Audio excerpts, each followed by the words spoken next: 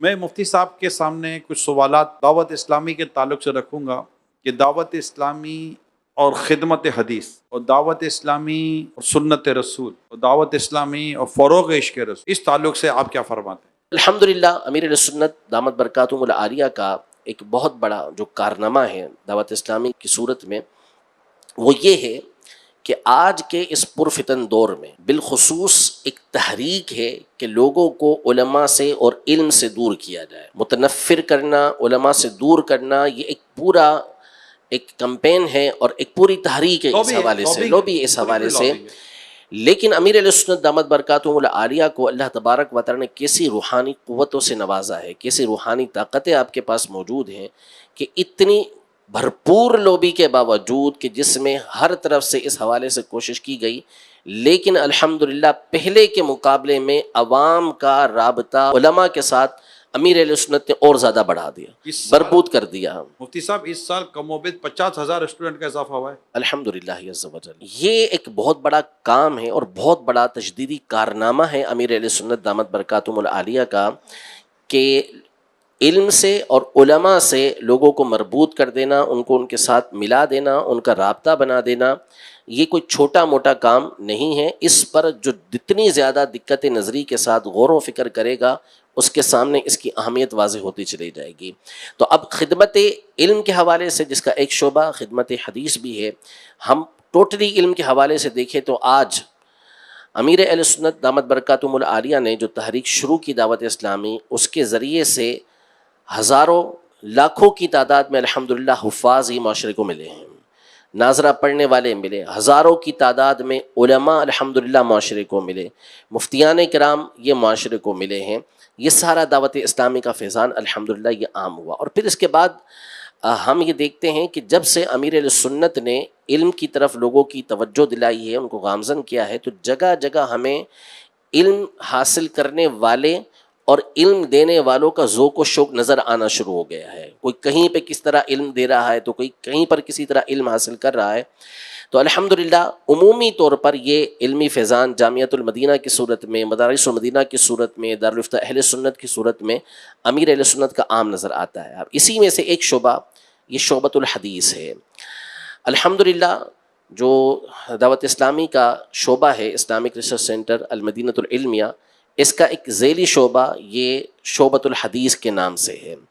اس کے تحت الحمدللہ بہت سارے علمی کام یہ ہو رہے ہیں اور کچھ ہو کر سامنے آ چکے ہیں۔ جیسے مثال کے طور پر بخاری شریف کی جو تجرید ہے، یعنی بخاری شریف میں ٹوٹل جو بڑی بخاری شریف ہے جس کے اندر تقریباً 7275 حدیثیں ہیں امام ابن صلاح رحمۃ اللہ تعالی کے مطابق، تو اس میں ایک حدیث بار بار آتی ہے، بعض اوقات 20 سے 22 مقام پر امام بخاری اس حدیث کو ذکر کرتے ہیں، پھر صحابہ کے اقوال بھی ذکر کرتے ہیں، بعض اوقات تابعین کے اقوال بھی ذکر کرتے ہیں۔ تو بعض علماء نے پھر ان تمام چیزوں کو نکال کر جو خاص نبی پاک صلی اللہ علیہ وسلم کی حدیثیں تھیں اس کو ایک جگہ پہ جمع کر دیا۔ اس میں سے امام احمد زبیدی رحمۃ اللہ تعالی علیہ، ان کی کتاب تجرید کے نام سے مشہور ہے۔ تو الحمدللہ جو شعبۃ الحدیث ہے اس کے تحت اس کی شرح لکھنے کا سلسلہ شروع ہوا،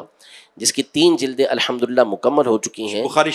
شریف کی، یعنی مختصر بخاری شریف کی شرح۔ اور ضیاء القاری انشاءاللہ اس کا نام ہوگا، جو امیر علیہ سنت نے اس کو تجوید فرمایا ہے، اور پہلی جلد انشاءاللہ اللہ نے چاہا تو ربیع الاول میں یہ آ جائے گی انشاءاللہ۔ اور اس میں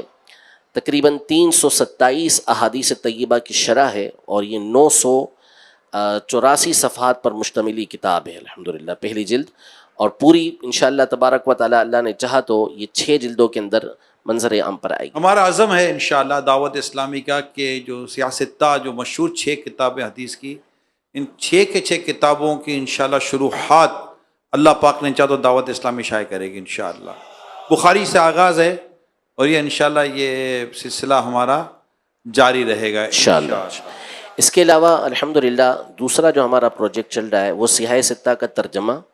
اور ضروری مقامات پر حاشیہ، شرح کا کام انشاءاللہ وہ الگ سے ہوگا، اس کا پروجیکٹ پورا الگ ہے۔ تو سیاہ ستہ کے ترجمے میں ابتداً ہم اس کو بخاری شریف ہی سے اس کا ترجمہ ہم نے شروع کیا ہے، اور تقریباً یوں کہہ لیں کہ 70% اس کا ترجمہ مکمل ہو چکا ہے الحمدللہ عز و جل، اور اس پر مختلف مقامات پر حاشیے جس کو تعلیقات کہتے ہیں وہ بھی الحمدللہ ہم نے لکھنا شروع کر حدیث دی ہیں، پڑھنے والے کو کافی اس میں مدد انشاءاللہ سمجھنے مدد میں ملے کافی گی اس مدد حوالے سے۔ تو انشاءاللہ صحیح ستہ کا ترجمہ بھی یہ شعبۃ الحدیث انشاءاللہ پیش کرے گا،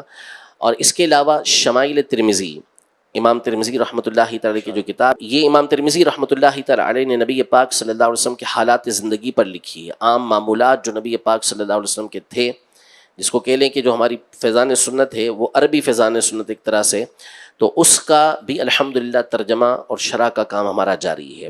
وہ بھی الحمدللہ انشاءاللہ اللہ نے چاہا تو اس سال منظر عام پر آ جائے گی اللہ کے حکم سے۔ اس کے علاوہ الحمدللہ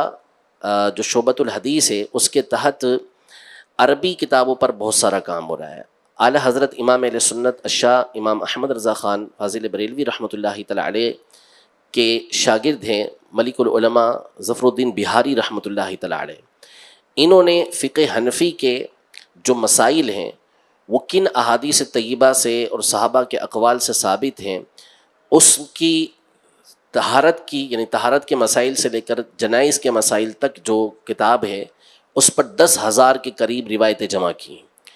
اور یہ ایک عرصے سے پرانا چھاپا تھا، اور اسی طرح آپ نے عقائد کے مسائل پر، یعنی جو عقائد اہل سنت ہیں اس حوالے سے بھی ہزاروں حدیثوں کو ایک الگ سے جلد میں جمع کیا۔ الحمدللہ یہ بھی دعوت اسلامی کو سعادت حاصل ہوئی ہے کہ یہ جو دوسری جلد کتاب الطہارت سے کتاب الجنائز تک ہے، اس کو الحمدللہ ہم نے پورا کمپوز کر کے اس کی تخریج اور تحقیق کر کے مکمل کر لیا ہے۔ ماشاءاللہ۔ اب یہ مراحل میں ہے، اور اللہ نے چاہا تو عربی زبان میں یہ کتاب ہے، اور بیروت سے اللہ نے چاہا تو عنقریب یہ 10 سے زیادہ جلدوں کے اندر شائع ہوگی انشاءاللہ تبارک و ماشاءاللہ تعالی۔ ماشاءاللہ۔ اس کے علاوہ شیخ محقق شیخ عبدالحق محدث دہلوی رحمۃ اللہ تعالی علیہ کی کتاب جو فقہ حنفی کے مسائل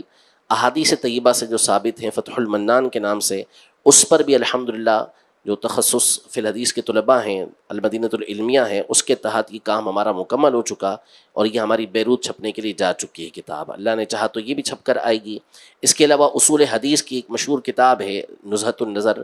اس کی شرح ہے ایمان النظر، علامہ اکرم سندھی رحمۃ اللہ تعالی علیہ کی، اہل علم اس کو بخوبی جانتے ہیں، اس کی بھی تحقیق و تفتیش الحمدللہ پوری ہمارے شعبے نے کی ہے، اور عنقریب انشاءاللہ اللہ نے چاہا تو یہ بھی چھپ کر سامنے آئے گی۔ اس کے علاوہ اور بھی پروجیکٹ ہیں جس میں ہم بہت سے مکمل کر چکے ہیں، اور الحمدللہ بہت سے اس میں ہمارے جاری ہیں۔ تو یہ جو لکھنے کے حوالے سے کام ہیں وہ ہیں، باقی اس کے علاوہ ایک بہت بڑا کام الحمدللہ جو پاک و ہند کے اندر بہت ہی